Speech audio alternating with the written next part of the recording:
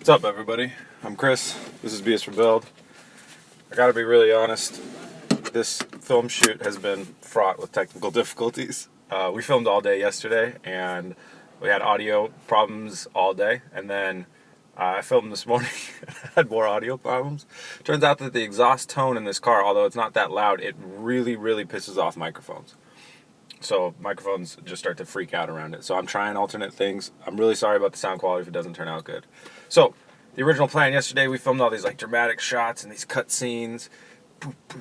And, I thought I'd tie them all together and try and do something awesome. And then the rain set in, and now that's no longer an option. And we ran out of daylight yesterday. So I had to get some coffee this morning. I figured strap on some cameras and let's just see how it goes. So let's start going. Sorry, I'm sketched out by terrible drivers. Portland is filled by terrible drivers, and my coffee spot, although they have really good coffee, they're like the most car-hating people in the world. And people will hit cars here on accident left and right and just not even notice it. They like stop parking when they feel the bump of the car in front of them. Although I shouldn't hate too much because I did crash into a car here once on accident. I hit a mom on Mother's Day. Her car, not her. She's okay. Anyways, moving on. Coffee is acquired. I forgot to install the cup holders. One big build flaw right there.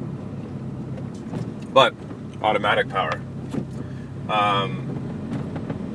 So this review, I'm not going to go too much in depth about the BRZ itself and the stats. We all know the stats of the BRZ. A lot of you guys own this platform. But what I do want to talk about is wide body, dailying a wide body, the mods that have to be done to the wide body itself just to get it to work, and some stuff like that. So if you live in a city with a lot of water like I do, the wide body panels don't cover.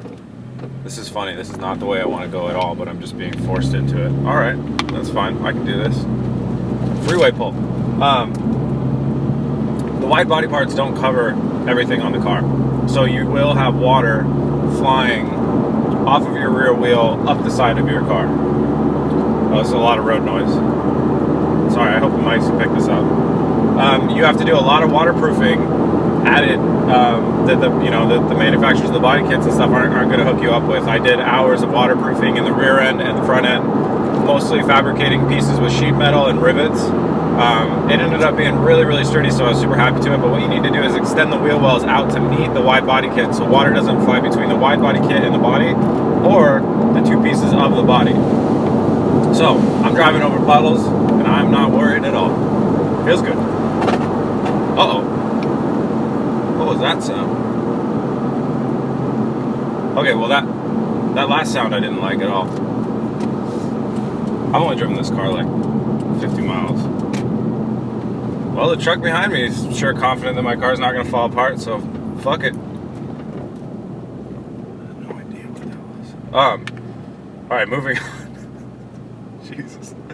I now know the origin story of this car because I met the guy that owned it, Eric. Him and his girlfriend were driving here in Portland, and on April 1st of 2015, and somebody pulled out in front of them and head on them. Luckily, they were both okay. The car was salvaged out, and Eric and I were both looking at it at auctions. Eric missed it, and I was at a bar hanging out with Adrian, had one too many drinks, and was bidding on my phone. I had never even went and checked out the car, so I didn't know the status of the car. I saw pictures online, which are these pictures that I'll show you right now. And that's how the car originally started.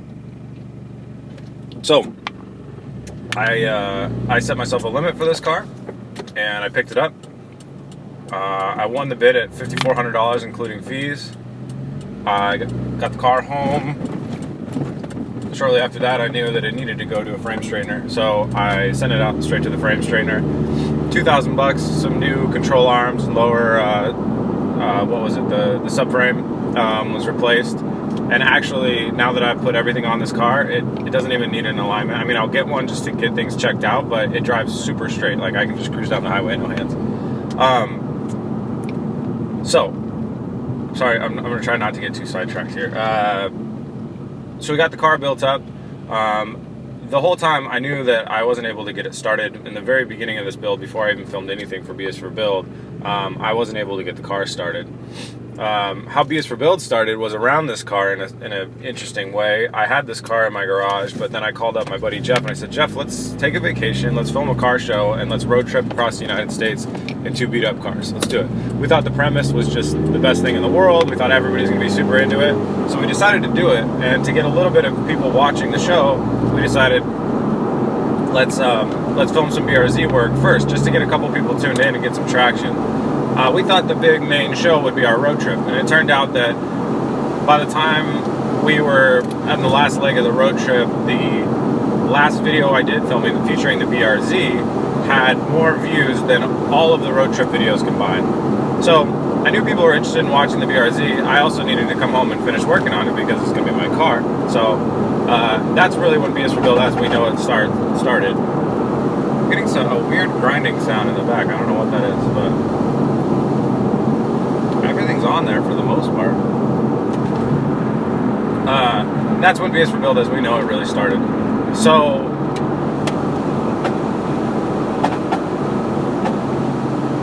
something's unhappy. I'm gonna pull over and check it out. I don't know what the sound is. It's like a skidding sound.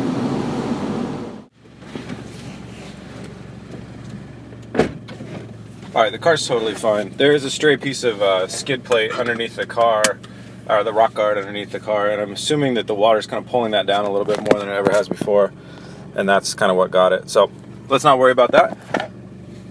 And I'm really happy that the car's all in one piece. Let's continue with our review. Where was I? I sent it off to Subaru because I wasn't able to get the car to start. I'd spent hours and hours and hours trying to figure that out, and I wasn't able to get it to start. So I sent it off to Subaru, and I thought Subaru would have all these awesome diagnostic tools and be able to get my car fixed up real quick, and it was gonna be awesome. Turned out that wasn't really the case. Subaru said, we think it's your wiring harness. That's where we would like to start. Look at this, no scrapage. This is awesome. I could just barely get in and out of driveways by millimeters.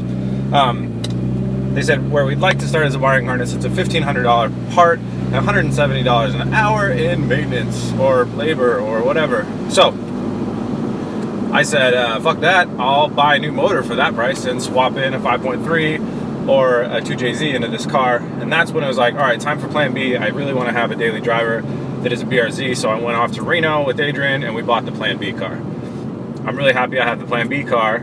And while we were in Reno though, we were actually in California staying the night, having some beers, and I was on my phone again on eBay, and I found a wiring harness for 350 bucks. I said, you know what, I'm gonna pick that thing up and I'm just gonna give it a shot. I'd never done any wiring. Adrian and I spent 11 hours in the freezing ass cold. I mean, literally like ice was freezing onto the car. And then that night, the car started for the first time. That was the craziest turning point in this build by far. It was insane. At the time, we didn't know that there was metal stuck in the throttle body, or plastic, a chunk of plastic stuck in the throttle body. We didn't know quite a few things. But later on, and a crack in the timing chain cover. But, you know, we fixed those things as we went on, and so the build had a couple more hiccups on the way, but then we got it all fixed up, and that's how we got the car to where we are today. Winter, well, not really. When winter set in, and winter was kicking our ass. I mean, it was already clearly winter at that point, so we had to get the shop. Then we got the shop, which a lot of you guys have seen, and then that's kind of where we got today. I want to thank all the fans for supporting us and helping us to like have the confidence to get that shop. It's not the most expensive thing in the world. Like I said, it's got no bathroom or heat or anything, but it was you guys tuning in that gave me the confidence to say, all right, you know what, we got a great fan base. We got a lot of really cool people that are interested in watching this channel. Let's actually like get a shop and take it seriously. So, not that I wasn't taking it seriously before, although I'm not taking this route very seriously. I think I'm driving into a shipping harbor. Well, I am in a shipping harbor. I gotta try to turn around. Oh, I'm on a one-way street. Oh well. There are no cops around here.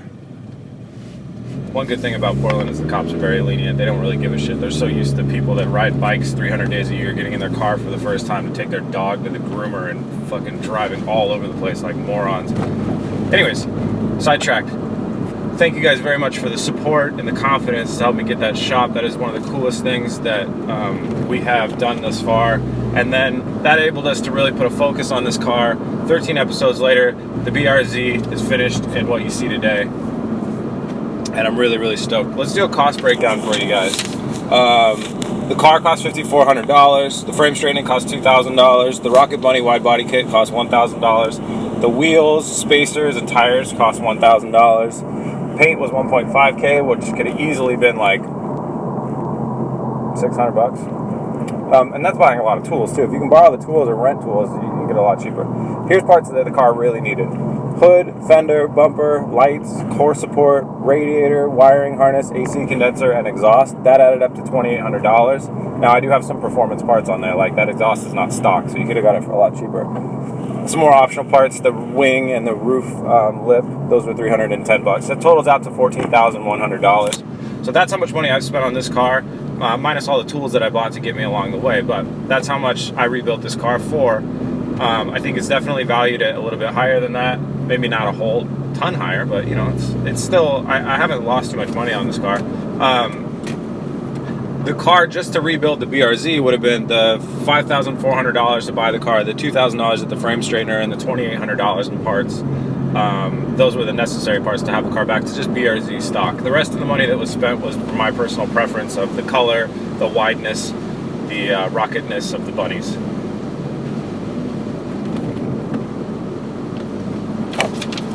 Mods are going to come on this car, but one of the reasons we have the Plan B is to do research and development and to build things. You know, I love building things, so there's turbo kits that we'll probably try and buy and fit, or what, you know, whatever. There's a lot of options on how to do power mods, but they're going to be tested and developed on the Plan B, and then if, you know, they're holding up and they're enjoyable, then I'll switch them over to the Plan A, this car, you know, when they are deemed daily drivable. Ah, there's a cup in the road. Let's see if I have cup clearance.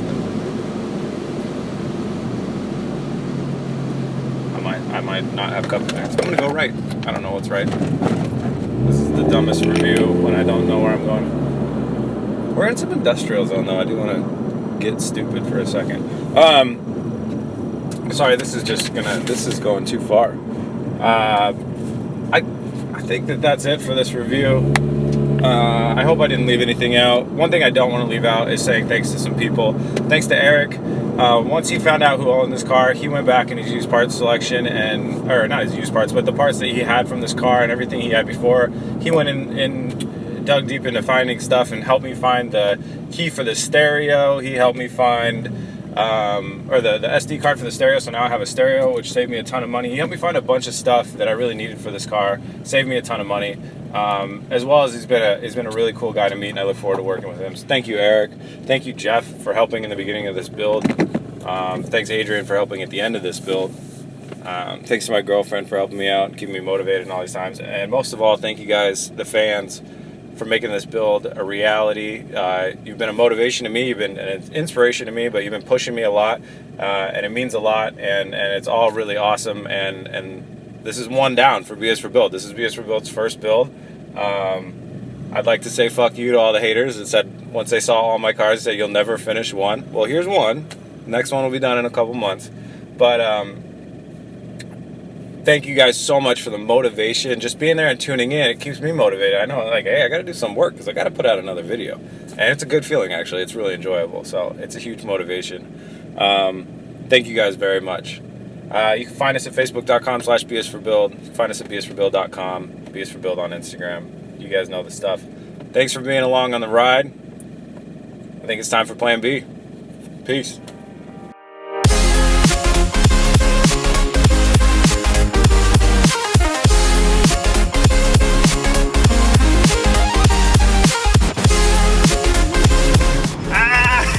That's it. That's it for the Plan A. Until I break it. That's it for this car. Moving on to Plan B. Time for Plan B.